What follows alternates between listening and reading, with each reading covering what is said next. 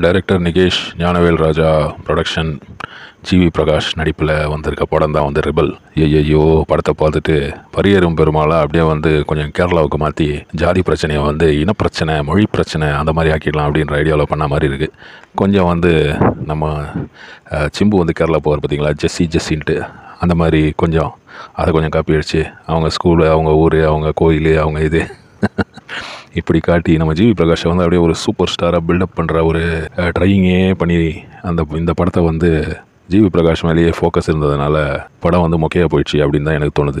நல்ல ஒரு கதை தான், ஆனால் வந்து எடுக்கப்பட்ட விதம் அப்படின்றது ஒன்று இருக்குல்ல, மேக்கிங்கில் தானே இருக்குது மேட்ரு அப்படின்றாங்க. முன்னாடி தான் வந்து கதையில் தான் மேட்ருன்னுவாங்க. கதையிலையும் மேட்ரு இருக்குது, ஆனால் நல்ல கதையை கூட குரங்கு கையில் கிடச்சிதுன்னா அது வந்து பூமாலையை பிச்சு போட்டுரும் அப்படின்றதுக்கு இந்த படம் வந்து ஒரு எடுத்துக்காட்டு அப்படின்னு சொல்லலாம். கருணாஸ் வந்து நம்ம சமுத்திரக்கனி மாதிரி ரோல் பண்ணியிருக்காரு. அந்த பரியேறும் பெருமாள்லேயும் ஒரு பிரின்சிபல் வருவார். அதே மாதிரி பார்க்குறதுக்கு அதே மாதிரி இருக்குது. இந்த சீன்லாம் பார்த்திங்கன்னா அதாவது பழைய காலத்தில் நடந்த கதை அப்படின்றதுனால ஒரு 40 years பேக்கு அந்த தொப்பியெல்லாம் வந்து ஓலையில் நெய்யப்பட்ட தொப்பி. அப்புறம் ஹீரோவை அப்யூஸ் பண்ணுறாங்க. நீ வந்து பாண்டி அப்படின்னு ஏன் சொல்லுவாங்கன்னா, கேரளாவில் வந்து தமிழ் ஆளுங்களெல்லாம் பாண்டின்னு கிண்டல் பண்ணுவாங்க. இங்கே வந்து மலையாளத்தான் அப்படின்னு கிண்டல் பண்ணுறாங்க பார்த்தீங்களா. அந்த மாதிரி இப்படி ஒரு படம் வந்து எந்த காலகட்டத்துலையுமே ஓடக்கூடிய ஒரு படம் தான். ஏன்னா வந்து 2 ஸ்டேட்டுக்கான பிரச்சனையை தூண்டி விட்ற மாதிரி ஒரு படம் இது. ஆனால் அதை வந்து ஒழுங்காக எக்ஸிக்யூட் பண்ணல அப்படின்னு தான் எனக்கு தோணுது. ஒழுங்காக எக்ஸிக்யூட் பண்ணியிருந்தால் ஒரு வேளை 2 ஸ்டேட்டுக்கும் ப்ராப்ளம் வரதுக்கான சான்சஸ் நிறைய இருக்குது.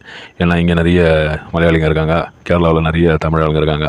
அப்போ வந்து அந்த மாதிரி வரும்போது இவங்களுக்குள்ள ஒரு பெங்களூர் தமிழ் அந்த ஒரு ப்ராப்ளம் மாதிரி வர்றதுக்கான வாய்ப்புகள் இருந்தது. இவங்க ஒழுங்காக எக்ஸிக்யூட் பண்ணாதனால அந்த ஒரு டேஞ்சர் இல்லாமல் போச்சு. இது வந்து ஒரு காமெடி பீஸாக மாறி போச்சு. நான் ஜிவி பிரகாஷை சொல்ல மொத்த படத்தையே தான் சொல்கிறேன். அதாவது 200 பேர் வந்தாலும் நம்ம அடிக்கிறோம்டா. ஏடா லியோதாஸ் அடிக்கும் போதே நாங்கள் ஒத்துக்க மாட்டேன்றோம். அப்புறம் தான் ஒரு காலேஜ் ஸ்டூடெண்ட், அதுவும் நீ ஊரை விட்டு ஊரை போய் படிக்க போகிற, அங்கே வந்து நீ இந்த மாதிரி மாஸ்க் காட்டணும் அப்படின்னு நினச்சின்னா நடக்குமா தம்பி அப்படின்னு தான் இந்த படத்தை பார்க்கும்போது கேட்க தோணுது. எப்படி தான் இப்படியெல்லாம் படம் எடுக்க தோணுதோ.